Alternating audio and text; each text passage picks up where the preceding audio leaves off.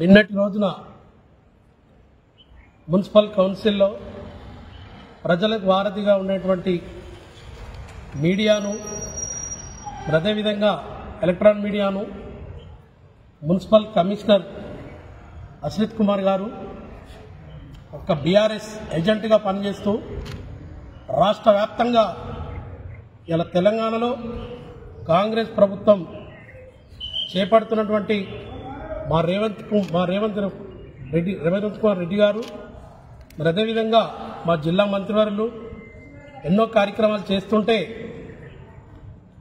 ప్రతిపక్ష నాయకులుగా మేముంటే వాళ్ళు మీడియాను రానివ్వట్లేదు. గతంలో కేటీఆర్ ఐటీ మినిస్టర్గా ఉన్నప్పుడు అదొక తీర్మానం చేయడం జరిగింది.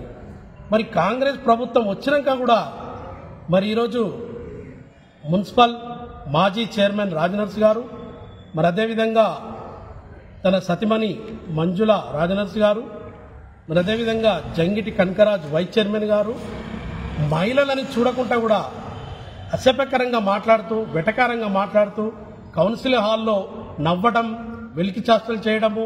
ఒక కౌన్సిల్ అంటే ఒక దేవాలయం లాంటిది. ప్రజలు మనకు అక్కడ ఓట్లేసి దీవించి అక్కడికి పోయి ప్రజల గురించి మాట్లాడుతుంటే అక్కడ ఉన్నటువంటి కౌన్సిలర్స్ కొంచెమంది మహిళా కౌన్సిలర్స్ ఉంటే వాళ్ళపై వెక్కటతనంగా మాట్లాడడం. మరి అదేవిధంగా ఈరోజు కలెక్టర్ గారికి వినతిపత్రం ఇవ్వడం జరిగింది. నిన్న ఏదైతే ఇక్కడ ప్రాతినిధ్యం వహిస్తున్న హరీష్ రావు గారు 2 గంటలకు వస్తా అని చెప్పి 5 గంటలు రావడం జరిగింది. మరి అదేవిధంగా ఆయనకొక న్యాయమా, గౌరవంగా కౌన్సిలర్కు ఒక న్యాయమా? మీడియా సోదరులు పిలుస్తా అంటే కౌన్సిల్ హాల్లో పర్మిషన్ ఇవ్వరు. మరి ఈరోజు ప్రాతినిధ్యం వహిస్తున్న హరీష్ రావు గారు వస్తే మీడియా ప్రింట్ మీడియాను కూడా, ఎలక్ట్రానిక్ మీడియాను కూడా మరి మున్సిపల్ కమిషనర్ పిలవడం ఎంతవరకు సమంజసం అని చెప్పేసి మేము కమిషనర్ గారికి సభాముఖంగా అడుగుతా ఉన్నాం. ఇకపోతే ప్రభుత్వం మీరుంది, మీరు నిధులు తేండి అని డైరెక్ట్గా మాజీ వైస్ చైర్మన్ జంగిటి కనకరాజ్ గారు అంటడం జరుగుతుంది. మీకు చేత కాకపోతే దిగిపోండి, మేము ఖచ్చితంగా మా కాంగ్రెస్ పార్టీ నుండి ఈడ వాయిస్తున్నటువంటి మా జిల్లా మంత్రివర్యులు, మరి అదేవిధంగా డైనమిక్ లీడర్గా తెలంగాణ తొలి ముఖ్యమంత్రి మా రేవంత్ రెడ్డి గారు మరి సిద్దిపేటకు చైర్మన్గా ఎవరైనా కాంగ్రెస్ పార్టీ నుంచి ఉంటే నిధులు ఇవ్వడానికి సిద్ధంగా ఉన్నారు. మీకు చేత కాకపోతే దిగిపోవాలని చెప్పేసి సభముఖంగా తెలియజేస్తున్నారు.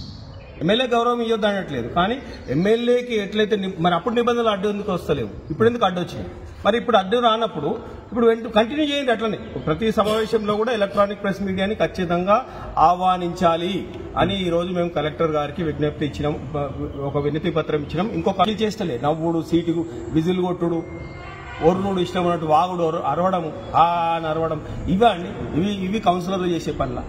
ఇట్లాంటివి చూపెట్టడం కోసమే మేము ప్రెస్ మీడియాను, ఎలక్ట్రానిక్ మీడియాని అందుకు రావాలని మేము కోరుకునేది.